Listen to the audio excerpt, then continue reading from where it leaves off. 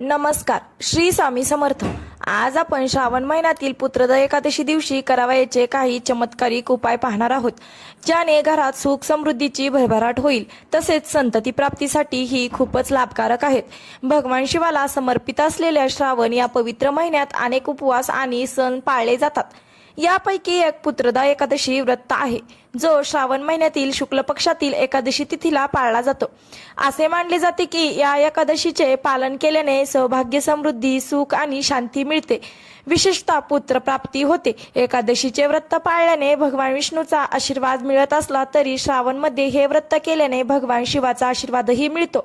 संपूर्ण माहितीसाठी व्हिडिओ शेवटपर्यंत नक्की पहा आणि आपल्या मैत्रिणींमध्येही शेअर करा। अशाच माहितीसाठी आपल्या चॅनलला सबस्क्राइब करा। पुत्रदा एकादशी कधी असते? हिंदू पंचांगानुसार पुत्रदा एकादशी श्रावण महिन्यातील शुक्ल पक्षातील एकादशी असते। 2024 मध्ये श्रावण शुक्ल पक्षातील एकादशी तिथी गुरुवारी 15 ऑगस्ट रोजी सकाळी 10:26 सुरू होईल आणि ही तिथी दुसऱ्या दिवशी शुक्रवारी 16 ऑगस्ट रोजी सकाळी 9:39 समाप्त होईल। सूर्य उदय आणि तिथी योग अर्थात उदय तिथीच्या नियमानुसार शुक्रवार 16 ऑगस्ट रोजी श्रावण पुत्रदा एकादशीचे व्रत केले जाणार आहे। पुत्रदा एकादशीचे महत्त्व। पुत्रदा एकादशीच्या व्रताच्या कथेनुसार असे मानले जाते की हे व्रत केल्याने मनुष्याला संततीचे सुख प्राप्त होते। असे म्हटले जाते की हे व्रत पाळल्याने संतती सुख तर मिळतच आणि व्यक्तीची सर्व पापे नष्ट होऊन त्याला मोक्ष प्राप्त होतो।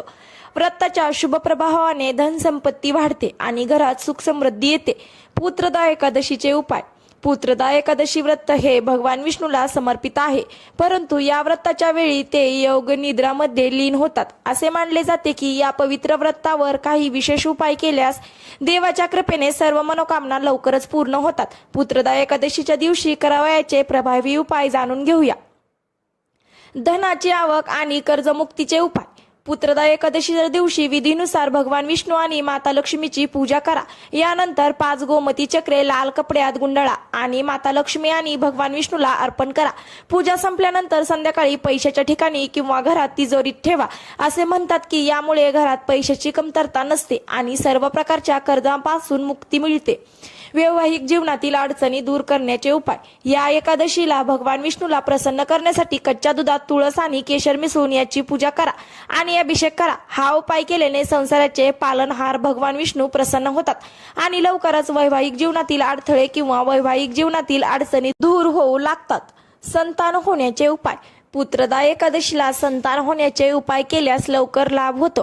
भगवान विष्णूच्या या पूजेच्या ठिकाणी खऱ्या मनाने लाडू गोपाळची पूजा करा आणि तुळशीच्या जपमाळासह ओम देवकी सुत गोविंद वासुदेव जगतपते देही मे तनय कृष्ण त्वामह शरणगता या मंत्राचा जप करा। असे मानले जाते की हा एक अतिशय प्रभावी मंत्र आहे, ज्यामुळे निपुत्रिक व्यक्तीला संतती प्राप्त होते आणि लवकरच घरामध्ये पाळणा हलतो।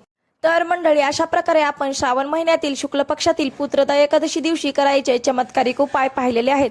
तुम्ही हे उपाय करा आणि अनुभवा आपल्या आयुष्यातील सकारात्मक बदलांना।